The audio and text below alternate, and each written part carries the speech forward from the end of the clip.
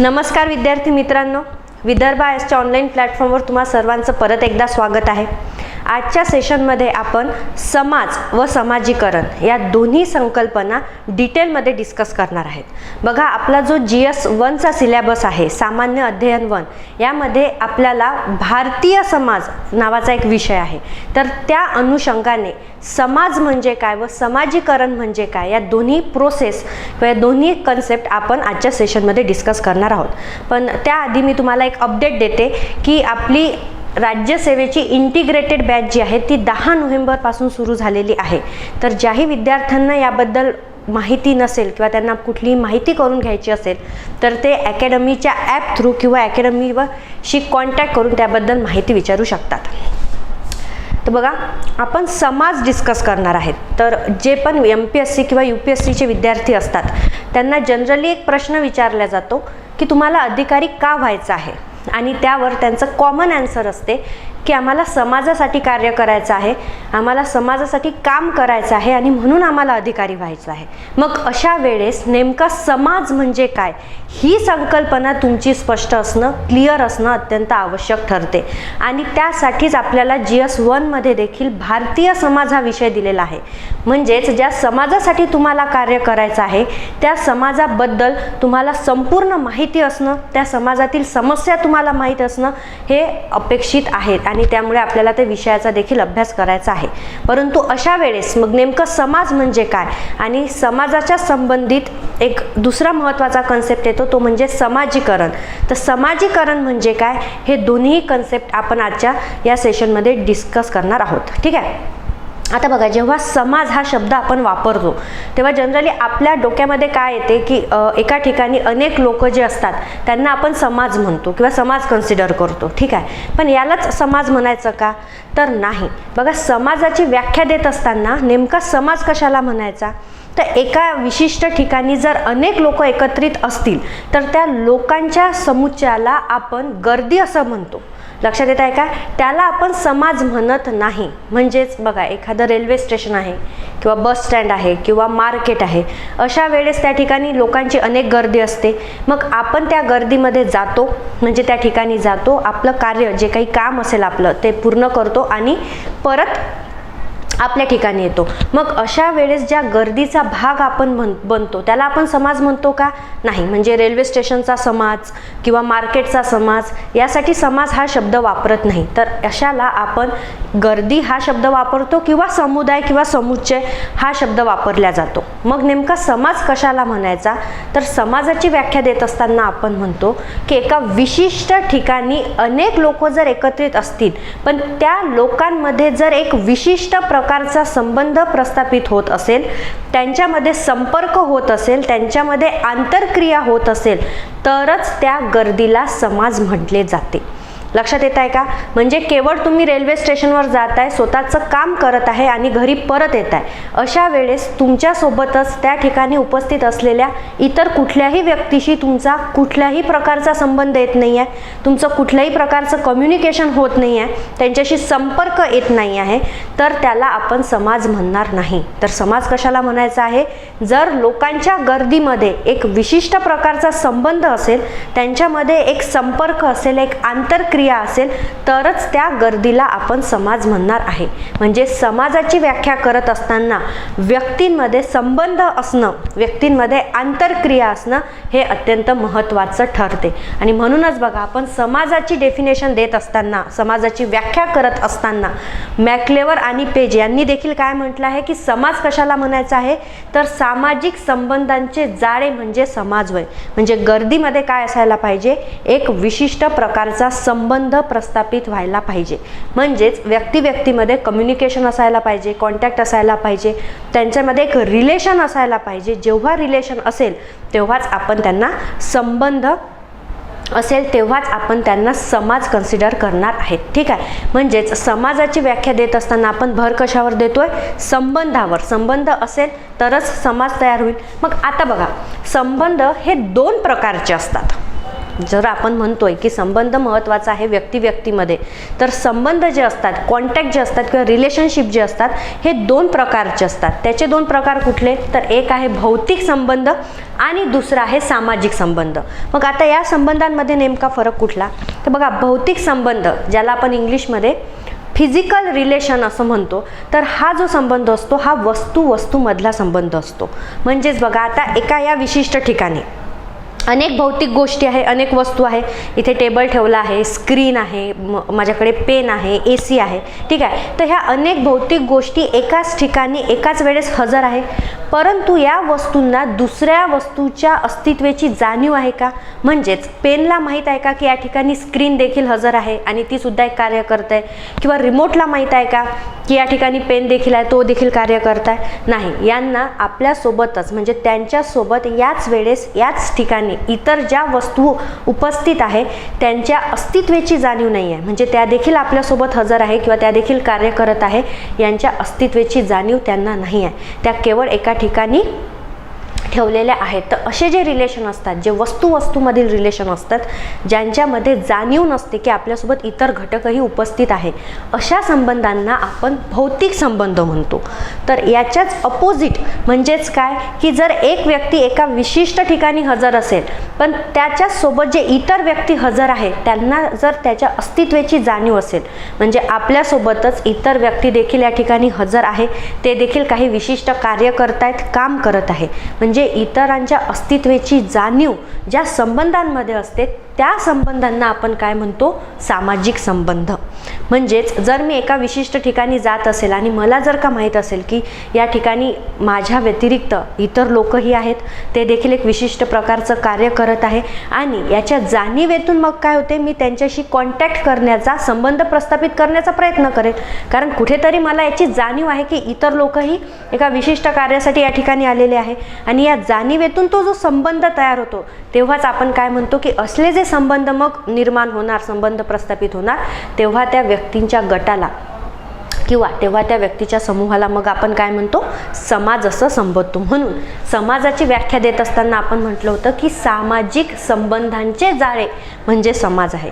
म्हणजे आपल्याला संबंध प्रस्थापित करायचा आहे, पण तो संबंध कुठल्या प्रकारचा, तर तो संबंध सामाजिक असायला पाहिजे. तेव्हाच काय होणार, त्यांच्यामध्ये एक आंतरक्रिया होणार, म्हणजेच कम्युनिकेशन होणार, त्यांच्यामध्ये एक संबंध प्रस्थापित होणार. ठीक आहे. मग आता बघा, आपण भौतिक संबंध आणि सामाजिक संबंध यांच्यामधला डिफरन्स बघितला, आणि समाज होण्यासाठी आपल्याला काय महत्त्वाचं आहे, तर समाजासाठी आपल्याला सामाजिक संबंध असणं हे महत्त्वाचं आहे. आता हे सामाजिक संबंध विशिष्ट हेतू आणि उद्देशाने निर्माण होतात.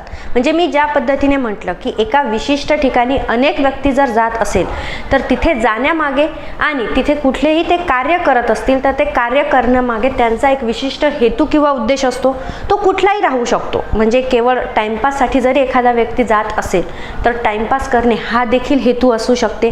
म्हणजेच कुठला ना कुठला हेतूने एखादा व्यक्ती एका विशिष्ट ठिकाणी हजर असतो, तिथे कार्य करत असतो, आणि त्यांच्या कार्य करत असताना ज्या गरजा निर्माण होतात त्या गरजेतूनच मग तो काय करतो, इतर व्यक्तींशी संबंध प्रस्थापित करतो. त्यामुळे सामाजिक संबंध हे कसे असतात, विशिष्ट हेतू किंवा उद्देशाने निर्माण झालेले असतात. आणि बघा, हे संबंध स्थिर असतात. म्हणजे आपल्याला कुठले संबंध कन्सिडर करायचे आहे, तर सामाजिक संबंध जे स्थिर असणार. म्हणजेच बघा, अस्थिर आणि स्थिर म्हणजे काय, स्थिर म्हणजे जे परमनंटली वारंवार संबंधामध्ये येतोय तो संबंध. आता बघा, जर का आपण रेल्वेमध्ये प्रवास करतो, ठीक आहे, आपल्या बाजूला एखादा व्यक्ती बसला आहे, तर त्या व्यक्तीशी आपण कम्युनिकेट करणार, त्याच्याशी बोलणार, ठीक आहे. परंतु एक विशिष्ट म्हणजे एक गाव आल्यानंतर तो व्यक्ती त्याच्या ठिकाणी जाणार आणि आपण आपल्या ठिकाणी जाणार, आणि त्यानंतर परत तोच व्यक्ती आपल्याला भेटणार किंवा त्याच्याशी आपलं परत संबंध प्रस्थापित होणार, याची आपल्याला गॅरंटी असते का, नाही. तो तात्पुरता असते, म्हणजेच तो मर्यादित असते, बरोबर आहे. तर असे संबंधांना आपण अस्थिर संबंध म्हणतो. मग सामाजिक संबंध हे कसे असतात, तर सामाजिक संबंध त्याला म्हणायचे जे वारंवार घडून येतात. म्हणजेच केवळ वन टाइम रिलेशन नाही, तर आपल्याला एका व्यक्तीसोबत वारंवार संपर्कात येतो, वारंवार आपल्या त्याच्याशी संबंध प्रस्थापित होते, कारण वारंवार आपल्याला त्याच्याशी गरज असते कुठल्याही कामाची कामाची किंवा इतर कुठल्याही गोष्टीची, त्या असे जे संबंध तयार होणार, म्हणजे वारंवार जर एकाच व्यक्तीच्या संपर्कात आपण येत असणार तर त्यातून जे संबंध तयार होतात त्यांना आपण सामाजिक संबंध म्हणतो. म्हणजेच सामाजिक संबंध हे कसे असायला हवे, तर सामाजिक संबंध हे स्थिर असायला हवे, ते वारंवार घडून येणारे हवे. वन टाइम रिलेशन आपल्याला इथे कन्सिडर करायचं नाही आहे. ठीक आहे. मग आता बघा, हा जो समाज तयार होतो, लक्षात येत आहे, तर या समाजाचे काही वैशिष्ट्य असणार, ते पण आपण डिस्कस करू. लक्षात येत आहे का? वन बाय वन आपण पुढे जातोय. समाज कशाला म्हणायचा आहे? एका विशिष्ट भौगोलिक ठिकाणी किंवा एका विशिष्ट ठिकाणी अनेक व्यक्ती एकत्र येत असतील, पण त्यांच्यामध्ये जर सामाजिक संबंध प्रस्थापित होत असेल तर त्याला आपण समाज म्हणणार. ठीक आहे. मग सामाजिक संबंध हे कसे असतात, तर सामाजिक संबंध हे विशिष्ट उद्देशाने किंवा हेतूने केलेले असतात आणि ते स्थिर असायला हवे, म्हणजेच वारंवार त्यांच्यामध्ये संबंध यायला हवा. अशा संबंधातून जो एक ग्रुप तयार होणार किंवा असा संबंध असलेला जो व्यक्तींचा समूह राहणार त्यांना आपण समाज म्हणू. ठीक आहे. मग आता या समाजाची वैशिष्ट्य काय असतात ते पण आपण या ठिकाणी बघू. समाजाची वैशिष्ट्ये कुठली कुठली असतात, तर बघा, पहिलं वैशिष्ट्य आहे कॉमन टेरिटरी, म्हणजेच समान भूभाग. आता बघा, हे वैशिष्ट्य काय, तर जनरली आपण समाजाची ओळख देखील कधी कधी भूभागावरून करतो. म्हणजे तुम्ही बरेचदा भारतीय समाज, अमेरिकन समाज, महाराष्ट्रीयन समाज असे शब्द वापरले असतील. म्हणजे काय, समाजाची ओळख ही त्याच्या भूभागावरून देखील होत असते. म्हणजे विशिष्ट भौगोलिक क्षेत्रामध्ये राहणाऱ्या लोकांचा समूह ज्यांच्यामध्ये एक विशिष्ट प्रकारचा संबंध आहे, तो म्हणजेच त्याच्या भौगोलिक दृष्ट्या आपण डिफाईन केलेला समाज असतो. त्यांच्यामध्ये वारंवार संबंध येत राहतात. किंवा आपण असं देखील म्हणू शकतो की एका समाजासाठी आवश्यक काय असते की वारंवार संबंध प्रस्थापित होणं. आणि मला सांगा, एकाच व्यक्तीशी किंवा एका कुठल्याही घटकाशी आपला वारंवार संबंध कधी येणार, नेहमी आपला कॉन्टॅक्ट कधी येणार, जेव्हा आपण एकाच ठिकाणी वास्तव्यास असणार. त्यामुळे समाजाच्या वैशिष्ट्यामध्ये हा पहिला पार्ट आहे, तो म्हणजे समान भूभाग. जनरली समाज जेव्हा आपण रेफर करतो तेव्हा त्यांचा जो भूभाग असतो, त्यांचा जो भौगोलिक प्रदेश असतो, तो काय असतो, समान असतो, म्हणजे एकाच ठिकाणी ते वास्तव्यास असतात. दुसरा वैशिष्ट्य म्हणजे विशाल समूह. आता बघा, जनरली आपण समाजाची व्याख्या देतानाच म्हणतो की एकापेक्षा अधिक व्यक्तींनी समाज तयार होतो. मग एकापेक्षा अधिक व्यक्ती म्हणजे काय, तर आपल्याला लक्षात येते की 4 किंवा 4पेक्षा अधिक लोक जे असतील त्यांना आपण समाज कन्सिडर करतो. ठीक आहे. मग आपण समाजाची व्याख्या देत असताना अनेक लोकांची गर्दी किंवा लोकांचा समूह असे शब्द वापरतो. तर हा समूह कशा असते, विशाल असते, त्यामध्ये अनेक लोकांची इन्व्हॉल्वमेंट असते, त्यामध्ये अनेक लोकांची उपस्थिती असते. ठीक आहे. त्यानंतर तिसरं वैशिष्ट्य बघा आपल्याला काय दिलेलं आहे, तर ते म्हणजे सोशल इंटरॅक्शन्स, म्हणजे ज्याला आपण म्हणतो सामाजिक आंतरक्रिया. म्हणजे एका भूभागावर अनेक लोक जर उपस्थित असेल तर केवळ ते एकाच ठिकाणी उपस्थित राहून चालणार आहे का, नाही, तर त्यांच्यामध्ये आपल्याला एक विशिष्ट प्रकारची आंतरक्रिया दिसून येते. आंतरक्रिया म्हणजेच काय, ज्याला आपण इंग्लिशमध्ये इंटरॅक्शन्स म्हणतो. म्हणजे काय की तुम्ही कुठल्या ना कुठल्या पद्धतीने एका दुसऱ्या व्यक्तीशी कम्युनिकेट करत आहे, तुम्ही त्यांच्याशी बोलतायत, तुम्ही त्यांच्या संपर्कात येत आहे. म्हणजेच यातून काय तयार होणार, तर यातून संबंध प्रस्थापित होणार. म्हणजेच एका समाजातील प्रत्येक व्यक्तीमध्ये आपल्याला आंतरक्रिया दिसून येते, आपल्याला इंटरॅक्शन दिसून येते. ठीक आहे. आता बघा, हे इंटरॅक्शन नेहमी डायरेक्ट असायला पाहिजे असं नाही, तर आंतरक्रिया जे आहे, जे इंटरॅक्शन आहे, हे 2 प्रकारचे असू शकते, डायरेक्ट किंवा इनडायरेक्ट, ज्याला आपण काय म्हणतो, प्रत्यक्ष आंतरक्रिया किंवा अप्रत्यक्ष आंतरक्रिया. आता प्रत्यक्ष आंतरक्रिया कशाला म्हणायचं, जर मी तुमच्याशी फेस टू फेस इंटरॅक्ट करत आहे किंवा फेस टू फेस मी तुमच्याशी बोलते किंवा मी संवाद साधते, लक्षात येत आहे, तर असे जे संबंध असते अशा संबंधांना आपण प्रत्यक्ष संबंध म्हणतो किंवा प्रत्यक्ष आंतरक्रिया म्हणणार. ठीक आहे. आणि दुसऱ्या कुठल्याही माध्यमातून जर का आपला संबंध प्रस्थापित होत असेल, म्हणजे डायरेक्ट फेस टू फेस नाही, पण इतर कुठल्याही माध्यमातून, तर अशा आंतरक्रियांना आपण अप्रत्यक्ष आंतरक्रिया म्हणणार. म्हणून बघा, आपण इथे काय म्हणतोय की विशाल समूह असायला पाहिजे, म्हणजे अनेक लोक त्या ठिकाणी असणार आणि प्रत्येकाशी आंतरक्रिया पण असते, म्हणजेच प्रत्येकाशी इंटरॅक्शनही असते. मग आता मला सांगा, जर आपण भारतीय समाजाचं उदाहरण घेतलं तर भारतीय समाजामध्ये कोटीनी लोक आहेत, बरोबर आहे, कोटीची पॉप्युलेशन आहे आपली. मग काय प्रत्येक व्यक्तीशी आपला संपर्क होतोय का? नाही. मग प्रत्यक्ष संपर्क जरी होत नसेल तरी आपला अप्रत्यक्षरित्या प्रत्येक व्यक्तीशी संबंध येतो. म्हणून आपण काय म्हणणार की भारतीय समाज म्हणजेच भारतीय समाजामध्ये हजर असलेल्या प्रत्येक व्यक्ती हा अप्रत्यक्षपणे एकमेकांशी इंटरॅक्ट करतो, आंतरक्रिया प्रस्थापित करतो, म्हणजेच त्यांच्यामध्ये एक विशिष्ट प्रकारचा संबंध प्रस्थापित झालेला आहे. ठीक आहे. त्यानंतर बघा स्थायित्व म्हणजेच परमनंट. कारण आपण म्हणतोय की सामाजिक जो संबंध आहे तो स्थिर असायला हवा, म्हणजे वारंवार आपण एकाच व्यक्तीच्या कॉन्टॅक्टमध्ये असायला हवे. आणि त्यासाठी काय लागते तर त्यासाठी स्थायी असणं, परमनंट असणं आवश्यक आहे. म्हणजेच काय की एक जो समाज आहे तो केवळ 1 किंवा 2 दिवसांसाठी तयार झालेला नसतो, तर वारंवार संबंध प्रस्थापित होऊन त्या संबंधांचं एक जाळं तयार होतोय आणि त्याला आपण समाज म्हणतो. आणि हा समाज लॉंग टाईम सस्टेन करणारा असतो, म्हणजेच तो परमनंट त्या ठिकाणी असतो. परमनंट प्रत्येक घटकामध्ये एक संबंध तयार होतो. परमनंटली प्रत्येक घटक समाजाचा किंवा प्रत्येक व्यक्ती हा तिथे विशिष्ट कार्य करत असते. म्हणजे एकदा जर का समाज तयार झाला तर तो समाज परमनंट राहणार, त्यामध्ये स्थायित्व येणार. ठीक आहे. त्यानंतर बघा अत्यंत महत्त्वाचं असं वैशिष्ट्य आहे समाजाचं, ते म्हणजे आत्मनिर्भर असणे, सेल्फ सफिशियंट.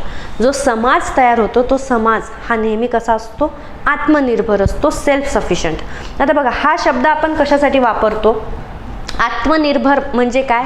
जो व्यक्ती स्वतःच्या गरजा स्वतः पूर्ण करतो त्याला आपण जनरली आत्मनिर्भर म्हणतो, बरोबर आहे. मग आता समाज जो तयार होतो ना तो समाज देखील आत्मनिर्भर असतो. म्हणजेच काय तर बघा आपण काय करणार, जो एक समाज या ठिकाणी तयार होणार तर हा समाजाला टिकवून राहण्यासाठी काही गरजा असतील, बरोबर आहे. आता समाजाची गरज म्हणजेच काय तर समाज कशाने तयार झालेला आहे? समाज अनेक व्यक्तींनी मिळून तयार झालेला आहे आणि या व्यक्तींना जर सस्टेन करायचं आहे, त्या ठिकाणी टिकून राहायचं आहे, तर त्यासाठी त्यांच्या काही गरजा असतील आणि या गरजांची पूर्तता कोण करते तर या गरजांची पूर्तता त्या समाजामध्ये असलेले लोकच करत असतात. म्हणजेच या लोकांची गरजा हेच लोक पूर्ण करतील आणि अशा प्रकारे मग त्यांची विभागणी कशामध्ये केली जाते तर त्यांची विभागणी वेगवेगळ्या घटकांमध्ये केली जाते आणि त्यांनाच आपण सामाजिक घटक देखील म्हणतो. म्हणजे बघा एका व्यक्तीला सस्टेन करण्यासाठी किंवा एका व्यक्तीला जीवन जगण्यासाठी आर्थिक गरज असते, म्हणजे पैशाच्या संबंधीची, तर मग असा एक घटक असतो या समाजामध्येच जो काय करतो व्यक्तींच्या आर्थिक गरजांची पूर्तता करतो, मग त्यालाच आपण समाजाचा आर्थिक घटक म्हणतो. ठीक आहे. मग त्याच पद्धतीने काही राजकीय गरज देखील असणार, मग राजकीय गरजांची पूर्तता करणारा राजकीय घटक. काही धार्मिक गरजा देखील असणार, मग धार्मिक गरजांची पूर्तता करणारा धार्मिक घटक, तसाच सामाजिक घटक, तसाच वैज्ञानिक घटक. म्हणजेच काय बघा एका समाजामध्येच विविध घटक असतात जे त्या समाजाच्या गरजांची पूर्तता करत असतात. म्हणजे त्यांना आता एक्सटर्नल कुठल्याही गोष्टीची गरज त्या ठिकाणी पडत नाही. म्हणून आपण काय म्हणतो की समाज हा आत्मनिर्भर असतो. आत्मनिर्भर म्हणजे काय की त्यांच्या समाजातील व्यक्तींच्या ज्या गरजा आहेत त्या गरजांची पूर्तता तो समाजच करणार. ठीक आहे. तर म्हणून त्या ठिकाणी हे एक अत्यंत महत्त्वाचं असं वैशिष्ट्य आपण बघितलं आहे, आत्मनिर्भर असणे. त्यानंतर बघा नेक्स्ट कुठला आहे तो म्हणजे समान जीवन पद्धत, म्हणजेच कॉमन मोड ऑफ लाईफ. आता जनरली समाजामध्ये जे अनेक व्यक्ती आहे त्या व्यक्तींमध्ये आपल्याला समानता दिसून येते.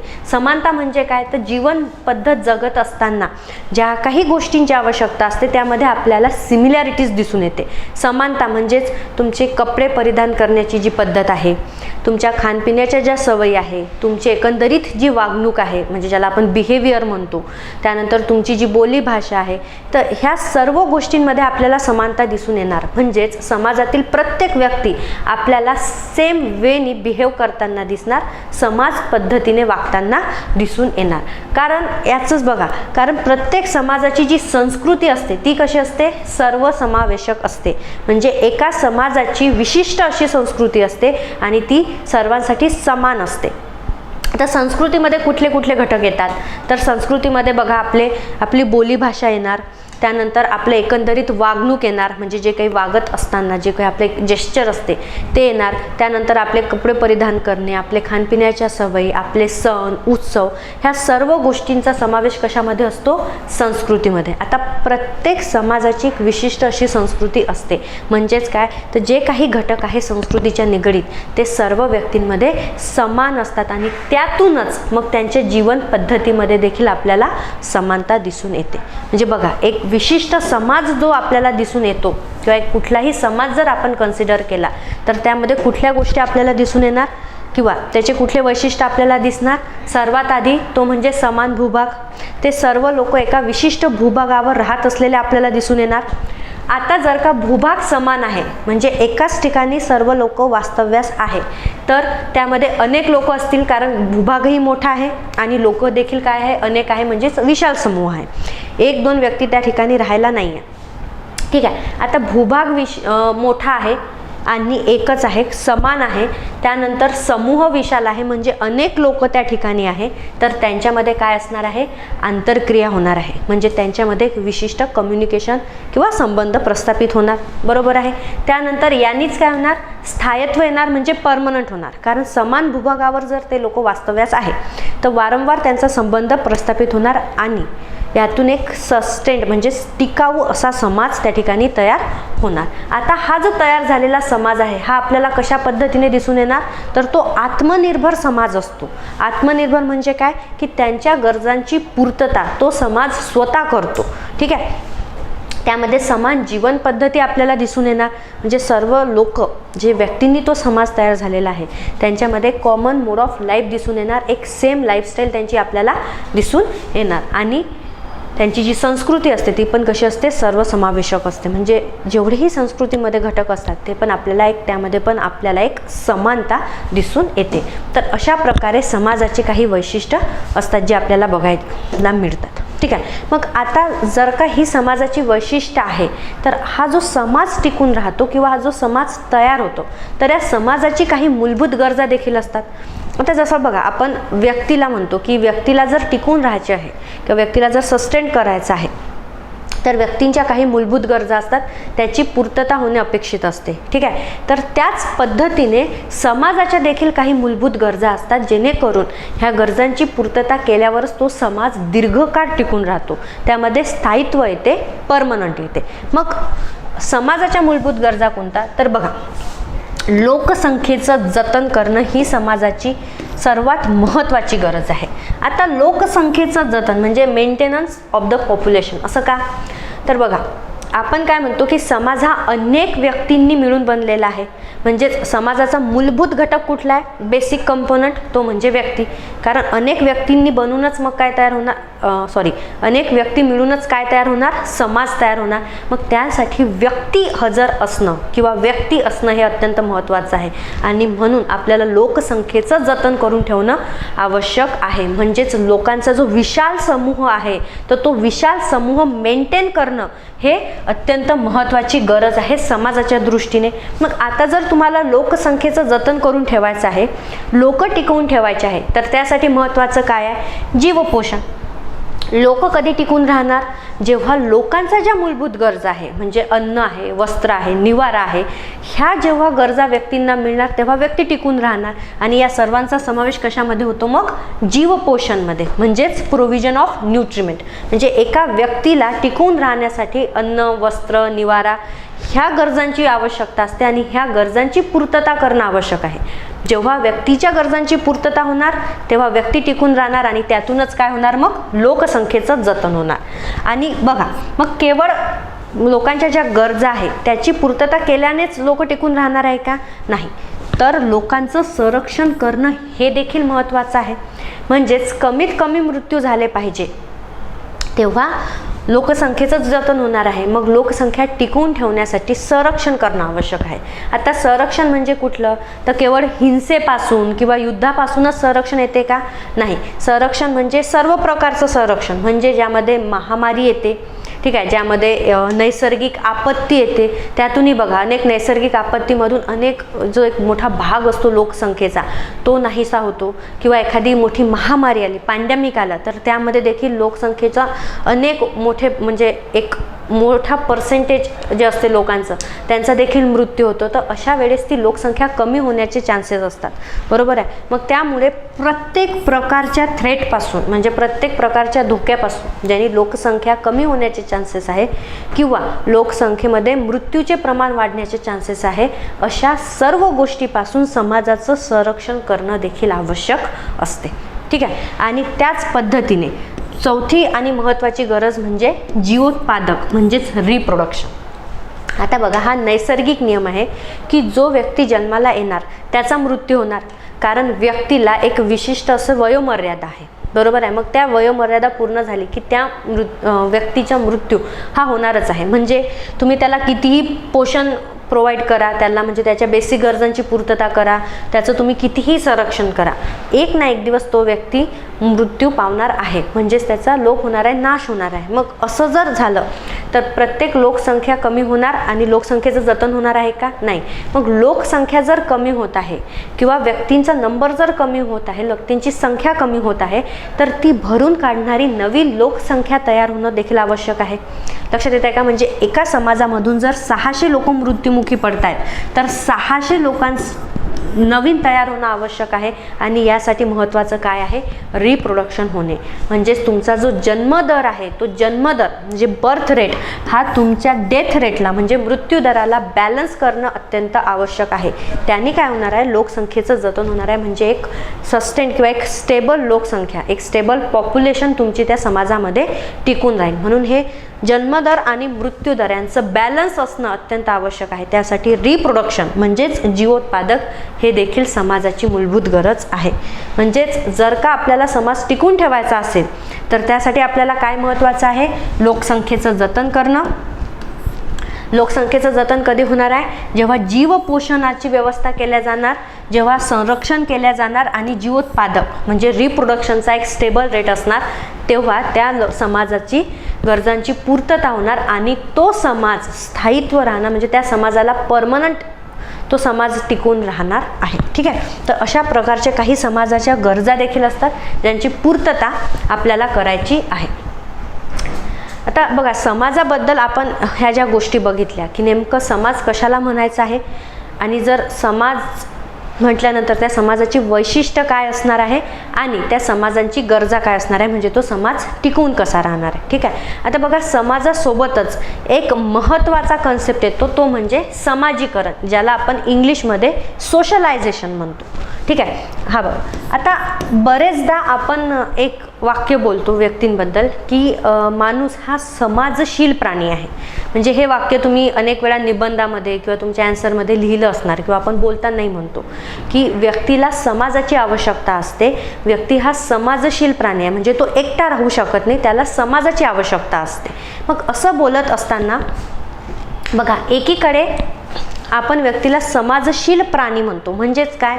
व्यक्ती आणि प्राणी यांच्यामध्ये जर डिफरन्शिएट करत असताना, यांच्यामधील फरक सांगत असताना आपण हे वाक्य बघतो की प्राणी हे एकटे राहू शकतात जंगलामध्ये, परंतु व्यक्ती हा समाजशील आहे, म्हणजे त्याला समाजाची आवश्यकता असते. मग हा जो फरक आपल्याला दिसून येतो, हा जो डिफरन्स आपल्याला दिसून येतो, तर तो कशामुळे येतो? तर बघा, जेव्हा जन्म होतो, जन्म होणे ही जी प्रोसेस आहे प्राण्यांमध्ये आणि व्यक्तींमध्ये, तर जन्माच्या वेळेस नवीन जे जन्म झालेलं बालक आहे ते दोन्ही सेम स्टेजमध्ये असतात. म्हणजे आताच जन्म झालेला प्राणी आणि आताच जन्म झालेला व्यक्ती ह्या दोघांच्याही स्थितीमध्ये समानता असते.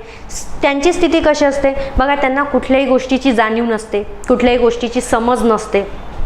कशा पद्धतीने वावरायचं आहे, कशा पद्धतीने चालायचं आहे, कशा पद्धतीने बोलायचं आहे, इव्हन कशा पद्धतीने जेवायचं आहे किंवा कुठल्या गोष्टी खायच्या आहे, नाही कुठल्या गोष्टी नाही खायच्या आहे, या कुठल्याही गोष्टीची जाणीव त्या जन्म झालेल्या बाळाला किंवा जन्म झालेल्या प्राण्यांना असते का? नाही. परंतु प्राण्यांमध्ये एक आपल्याला क्वालिटी दिसते, ती म्हणजे कशी की प्राण्यांना ह्या गोष्टी शिकवायची गरज नसते, ते ऑटोमॅटिकली या गोष्टी आत्मसात करतात. म्हणजे बघा, प्राण्यांना कोणीही कशा पद्धतीने जेवायचं आहे, कशा पद्धतीने बोलायचं आहे, कशा पद्धतीने घरटे बांधायचे आहे, कशा पद्धतीने धावायचं आहे, या गोष्टी त्यांना कोणीही शिकवत नाही.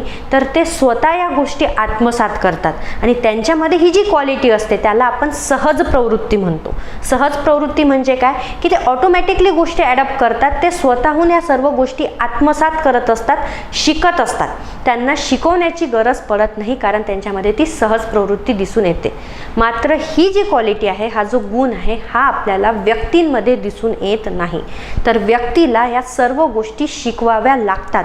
म्हणजे तो जो जन्म झालेला बाळ आहे तर त्या बाळाला सर्व गोष्टी शिकवल्या जातात की कशा पद्धतीने बोलायचं आहे, कशा पद्धतीने चालायचं आहे, कशा पद्धतीने जेवायचं आहे, कुठल्या गोष्टी जेवायच्या आहे, कुठल्या गोष्टी जेवायच्या नाही आहे. म्हणजेच दैनंदिन जीवनात ज्या काही गोष्टी आपल्याला लागतात त्या सर्व गोष्टी त्या लहान बाळाला शिकवाव्या लागतात. तो ऑटोमॅटिकली सर्व गोष्टी ॲडॉप्ट करत नाही कारण त्यामध्ये सहज प्रवृत्ती नसते. मग ही जी शिकवण्याची पद्धत आहे किंवा ही जी शिकवण्याची प्रक्रिया आहे, जेव्हा त्याला समाजामध्ये कसं वावरायचं आहे हे शिकवल्या जाते, याच प्रक्रियेला आपण काय म्हणतो, समाजीकरण. लक्षात येत आहे. म्हणजे समाजीकरण ही अशी प्रक्रिया आहे ज्यामध्ये जन्म झालेल्या बालकाला समाजामध्ये एकंदरीत कशा पद्धतीने वावरायचं आहे, समाजामध्ये कशा पद्धतीने वागायचं आहे हे शिकवल्या जाते. ही जी शिकवण्याची कंप्लीट प्रोसेस असते तिला आपण समाजीकरण असं म्हणतो. मग आता बघा, शिकवणे म्हणजेच काय की तुम्हाला कोणीतरी सांगणार की कशा पद्धतीने चालायचं आहे, कशा पद्धतीने बोलायचं आहे, या सर्व गोष्टी. आता हे शिकवण्याचे जे प्रकार असते हा पण दोन प्रकारे आपल्याला दिसून येतो. म्हणजे याचे पण दोन टाईप्स आहे. कुठले बघा, डायरेक्ट आणि इनडायरेक्ट. आता डायरेक्ट म्हणजे काय, प्रत्यक्ष म्हणजे काय, तर बघा जन्म झाल्यानंतर एका व्यक्तीचा सर्वात आधी संबंध कोणाशी येतो तर तो म्हणजे त्याच्या कुटुंबाशी, कुटुंबातील जे 4-5 सदस्य आहेत त्यांच्याशी. तर हे कुटुंबातील सदस्य त्या बाळाला, जन्म झालेल्या बाळाला शिकवत असतात कशा पद्धतीने चालायचं आहे, वागायचं आहे, सर्व गोष्टी. तर इथे डायरेक्ट शिकवल्या जाते. तर ही जी पद्धत झाली त्याला आपण म्हणतो प्रत्यक्ष शिकवणे. म्हणजे डायरेक्टली तुम्हाला टीचिंग केल्या जात आहे, डायरेक्टली तुमच्या कुटुंबातील सदस्य तुम्हाला सांगतायत गोष्टी, तुम्हाला शिकवत आहेत की कशी भाषा बोलायची आहे किंवा कशा पद्धतीने चालायचं आहे. पण बघा, समाजामध्ये अनेक व्यक्ती असे असतात की ज्यांना डायरेक्टली शिकवल्या जात नाही. मग ते व्यक्ती काय करतात तर ते व्यक्ती आपल्या आजूबाजूला जे इतर व्यक्ती आहेत, इतर लोक आहेत, त्यांना ऑब्झर्व करत असतात, त्यांचं निरीक्षण करत असतात आणि त्या निरीक्षणातून ते गोष्टी मग आत्मसात करतात आणि आत्मसात करून ह्या सर्व गोष्टी शिकवल्या जातात. तर हे जे शिकण्याची पद्धत आहे तिला आपण अप्रत्यक्ष म्हणतो, म्हणजेच इनडायरेक्ट म्हणतो. म्हणजे आता या ठिकाणी त्यांना डायरेक्टली कोणी सांगत आहे का की कशा पद्धतीने चालायचं आहे किंवा बोलायचं आहे, नाही. तर ते काय करताय तर ते व्यक्ती आजूबाजूच्या व्यक्तींना किंवा आजूबाजूचा जो समाज आहे त्या समाजाचं निरीक्षण करतोय आणि निरीक्षण केल्यानंतर त्या गोष्टी आत्मसात करतोय. म्हणजे तो स्वतःहून त्या गोष्टी शिकतोय. हा जो प्रकार असते त्याला आपण अप्रत्यक्ष म्हणतो, इनडायरेक्ट म्हणतो. म्हणजेच बघा, जे काही अनाथ मुलं वगैरे असतात तर आता त्यांचा संबंध कुटुंबाशी येत नाही व कुटुंबातील सदस्य त्यांना गोष्टी शिकवत नाही, मग तरी देखील ते समाजामध्ये वावरतात, वागतात आणि समाजासारखेच वागतात. मग त्यांच्यावर समाजीकरण कोण करते तर ते स्वतः त्या गोष्टी आत्मसात करून घेत असतात. म्हणून अशा दोन पद्धतीने व्यक्तीवर समाजीकरण केल्या जाते. तर बेसिकली समाजीकरण म्हणजे काय आहे तर समाजीकरण म्हणजे समाजामध्ये कशा पद्धतीने वावरायचं आहे, समाजामध्ये कशा पद्धतीने वागायचं आहे, ह्या सर्व गोष्टी ज्या शिकवल्या जातात त्या प्रक्रियेला आपण समाजीकरण असं म्हणतो. ठीक आहे. म्हणून आपण इथे बघा काय म्हटलंय की शिकण्याच्या प्रक्रियेमुळे त्या लहान मुलांचे रूपांतर कशामध्ये होते तर त्या लहान मुलांचे रूपांतर हे सामाजिक प्राण्यामध्ये होते. सामाजिक प्राणी म्हणजे कोण, असा प्राणी ज्याला समाजामध्ये कसं वावरायचं आहे, कसं वागायचं आहे याची जाणीव होते. ठीक आहे. म्हणजे नवजात बालकाला सामाजिक प्राणी बनवणारी ही जी प्रक्रिया आहे, म्हणजे ही सर्व प्रोसेस शिकवणारी जी प्रक्रिया आहे त्याच प्रक्रियेला आपण काय म्हणतो, समाजीकरण. ठीक आहे. मग आता या सामाजीकरणाचे काही उद्देश आहे, आपण ते पण बघू किंवा त्याचे पण काही वैशिष्ट्य आहे. वैशिष्ट्य काय बघा, समाजीकरणाची व्याख्या देत असताना आपण काय म्हणतो की समाजीकरण ही एक प्रक्रिया आहे ज्यामध्ये समाजाच्या सहवासात राहत असतानाच कोणा कसे वर्तन करावे, अगर करू नये, काय योग्य आहे किंवा काय अयोग्य आहे याची जाणीव व्यक्तीला होत असते. म्हणजेच काय, आता सहवास हा शब्द का वापरला आहे कारण नेहमीच तुम्हाला कुटुंबाद्वारे प्रत्यक्ष शिकवणी मिळेल का, नाही. काही वेळा काही गोष्टी या तुम्हाला स्वतः आत्मसात कराव्या लागतात. तुम्हाला स्वतः निरीक्षण कराव्या लागतात. आणि हे निरीक्षण तुम्ही कशा पद्धतीने कराल, जेव्हा तुम्ही इतर व्यक्तीच्या सहवासात येणार. म्हणून सहवासात राहून आपण जेव्हा या सर्व गोष्टी शिकतो तेव्हा त्याला समाजीकरण म्हटल्या जाते. ठीक आहे. मग आता या समाजीकरणाचे वैशिष्ट्य कुठले कुठले आहे, तर बघा ही एक प्रक्रिया आहे, बरोबर आहे. म्हणजे हे वन डे इव्हेंट आहे का, किंवा एकाच दिवसात किंवा एकाच वेळेस घडणारी घटना आहे का, नाही. ही कंप्लीट एक प्रोसेस आहे, ही प्रक्रिया आहे, बरोबर आहे. त्यानंतर ही प्रक्रिया ग्रहण करावी लागते.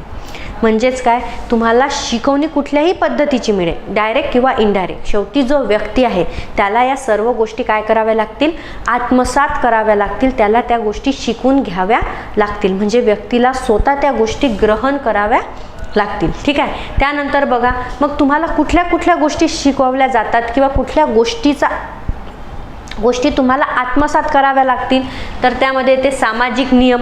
आता सामाजिक नियम हा प्रकार काय असतो बघा, एक असते कायदेशीर नियम आणि एक असते सामाजिक नियम.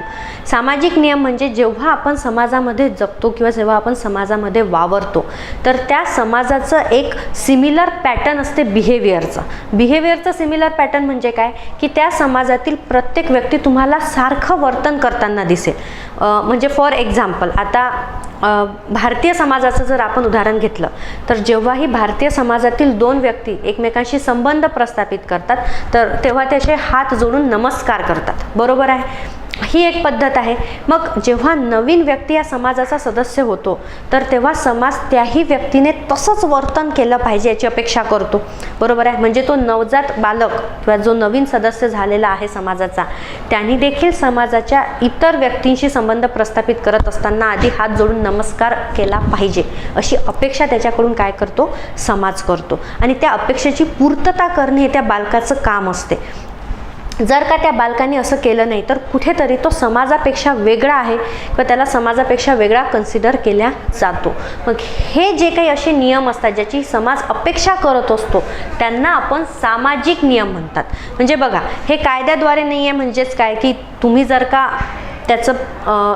हे नियम फॉलो केले नाही तर तुम्हाला काही पनिशमेंट होणार नाही आहे, तुम्हाला की जेल होणार नाही आहे किंवा तुम्हाला कुठलाही दंड वगैरे भरावा लागणार नाही आहे. पण हे सिम्पली काय आहे, की सिम्पली समाज तुमच्याकडून तशा पद्धतीचं वर्तणूक करण्याची अपेक्षा करतोय आणि ही अपेक्षेची पूर्तता करणं त्या व्यक्तीचं काम असते.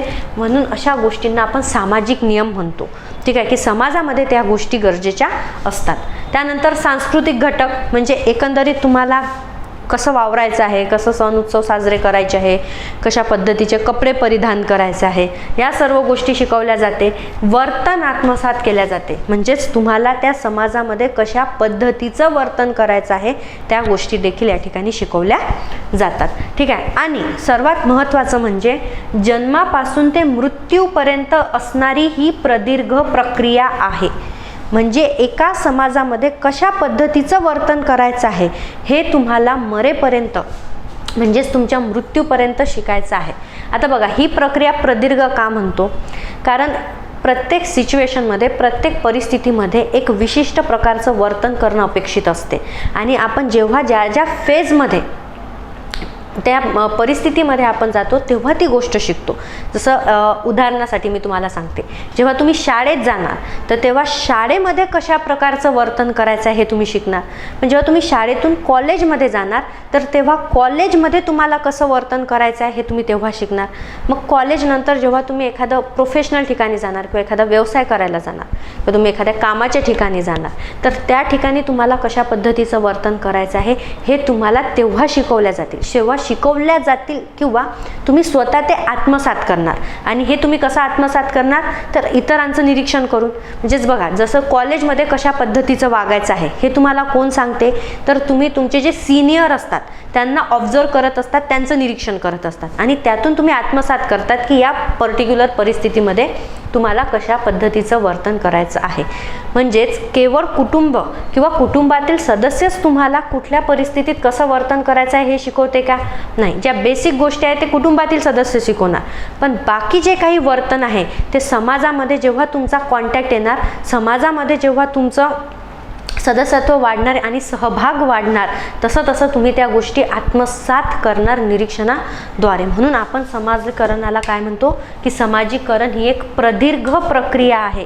म्हणजे जोपर्यंत तुमचा समाजाशी कॉन्टॅक्ट येणार, समाजाशी संबंध येणार, तोपर्यंत तुम्ही समाजामध्ये कसं वर्तन करायचं आहे ही गोष्ट शिकत राहणार, ही गोष्ट आत्मसात करत राहणार. म्हणून समाज काय आहे तर समाजीकरण ही एक प्रदीर्घ अशी प्रक्रिया आहे. ठीक आहे. तर बघा, ज्या आपल्याला बेसिक गोष्टी होत्या तर त्या बेसिक दोन्ही गोष्टी आपण आजच्या या सेशनमध्ये डिस्कस केलेल्या आहेत. आणि याच समाजीकरणाचे मुख्य उद्दिष्ट काय आहे ते देखील आपण या ठिकाणी बघू. बघा, समाजीकरणाचं मुख्य उद्दिष्ट म्हणजे काय की एक शिस्त लागते. शिस्त म्हणजे काय, जसं आपण म्हणतोय की एका समाजामध्ये समान जीवन पद्धत दिसून येते. म्हणजे त्यांचं जे एकंदरीत वर्तन असते ते कसं असते, समान असते, सिमिलर असते. मग हे जे सवयी आहे, जे सामाजिक नियम आहे, हे सर्वांना समानतेने समजायला पाहिजे किंवा त्यांनी समानतेने वागायला पाहिजे. यासाठी समाजीकरण हे आवश्यक असते. तर ती जी एक शिस्त आहे ती शिस्त यातून लावली जाते. त्यानंतर बघा, सामाजिक भूमिका शिक्षण म्हणजेच बघा, व्यक्तीला 2 प्रकारचं आयुष्य असतं. आपण असं म्हणतो आयुष्य म्हणजे बघा, एक पर्सनल लाईफ, एक प्रोफेशनल लाईफ. म्हणजे त्याचं एक वैयक्तिक जीवन असते आणि एक व्यावसायिक जीवन असते. तर इथे आपण त्याला सामाजिक जीवन म्हणू. म्हणजेच एक पर्सनल लाईफ आणि एक सोशल लाईफ. आता पर्सनल लाईफ काय असते की बघा, अनेकदा व्यक्तींचा स्वभाव कसाही असो किंवा त्याच्या आवडीनिवडी कसाही असो, पण जेव्हा तोच व्यक्ती समाजामध्ये जाते, म्हणजे इतर लोकांच्या कॉन्टॅक्टमध्ये येते, तेव्हा त्याचं वर्तन हे वेगळं होते. किंवा त्याचा मूळ स्वभाव कसाही असला, म्हणजे सपोज एखादा व्यक्ती चिडका असेल तर तो एकटा असताना जरी चिडचिड करत असेल किंवा जे काही, पण जेव्हा तो इतर व्यक्तींच्या संपर्कात येणार तेव्हा तो ऑल टाईम चिडू शकते का? नाही. अशा वेळेस कुठेतरी तो त्या समाजाचा विचार करतो की या ठिकाणी मला असं वागणं व्यवस्थित वाटत नाही. म्हणजेच काय की वैयक्तिक ठिकाणी एखादा व्यक्ती कसंही वर्तन करत असला, मात्र तोच व्यक्ती समाजामध्ये जेव्हा जातो किंवा समाजाशी जेव्हा त्याचा संबंध येतो तेव्हा तो एका विशिष्ट प्रकारचीच वर्तणूक करत असतो. बरोबर आहे. म्हणजेच प्रत्येक व्यक्तीला समाजामध्ये अशी एक विशिष्ट भूमिका असते जी बजावायची असते. आणि मग हे कसं वागायचं आहे, म्हणजे जेव्हा तुम्ही समाजामध्ये जाणार तर त्या ठिकाणी तुम्हाला कसं वर्तन करायचं आहे हे देखील आपल्याला समाजीकरण या प्रक्रियेतून शिकायला मिळते. त्याच पद्धतीने बघा, कौशल्य प्राप्ती म्हणजेच काय की आपल्याला जीवन जगत असताना अनेक कौशल्यांची आवश्यकता असते, अनेक स्किलची आवश्यकता असते. बरोबर आहे. आणि ह्या स्किल आपण कशा पद्धतीने शिकतो तर आपण इतरांचं निरीक्षण करून, ऑब्झर्वेशन करून ह्या स्किल शिकत असतो. हे कौशल्य आपण आत्मसात करतो. तर त्यासाठी देखील हे अत्यंत आवश्यक आहे. म्हणून समाजीकरणाची व्याख्या देताना आपण काय म्हणतो बघा, समाजीकरण ही एक अशी प्रक्रिया आहे ज्यामुळे व्यक्ती समूहाचा एक क्रियाशील सदस्य बनतो. म्हणजे तो ॲक्टिव्ह पर्सन बनतो, ॲक्टिव्ह मेंबर बनतो. तो केवळ त्याचा भाग राहत नाही, केवळ तो सदस्य असतो का? नाही. क्रियाशील म्हणजे काय, कसं बोलायचं आहे, कसं वागायचं आहे हे त्याला व्यवस्थित माहीत असते आणि त्या पद्धतीने तो त्याची भूमिका बजावत असतो. बरोबर आहे. समाजाच्या चालीरीती शिकतो, समाजाच्या परंपरा, सामाजिक परिस्थिती ह्याच्याशी समन्वय स्थापन करून तो त्या ठिकाणी जगायला शिकतो. म्हणजेच त्याचं समाजीकरण होत असते. आणि त्या अशा पद्धतीने बघा, व्यक्ती काय होतो, कार्यप्रवृत्त होतो आणि सामाजिक नियमांप्रमाणे वागायला लागतो. म्हणजे समाजीकरण झाल्यामुळे व्यक्ती काय होतात, कार्यप्रवृत्त होता. म्हणजे समाजामध्ये नेमकं त्याला कशा पद्धतीचं कार्य करायचं आहे याची जाणीव त्याला होते आणि तो सामाजिक नियमांप्रमाणे वागायला लागतो. आणि त्यातूनच मग आपल्याला एका समाजामध्ये समानता ही दिसून येते. ठीक आहे. तर बघा, या ठिकाणी आपण समाज व समाजीकरण हे दोन्हीही मूलभूत संकल्पनावर चर्चा केलेली आहे. तर तुम्हाला आजचं सेशन कसं वाटलं, तुम्हाला जर काही पण क्युरीज असतील, तुमचे काही डाऊट असतील तर मला कमेंट सेक्शनमध्ये नक्की कळवा. आणि तुम्हाला आजचं आपलं सेशन कसं वाटलं हे पण मला कमेंट सेक्शनमध्ये कळवा. धन्यवाद.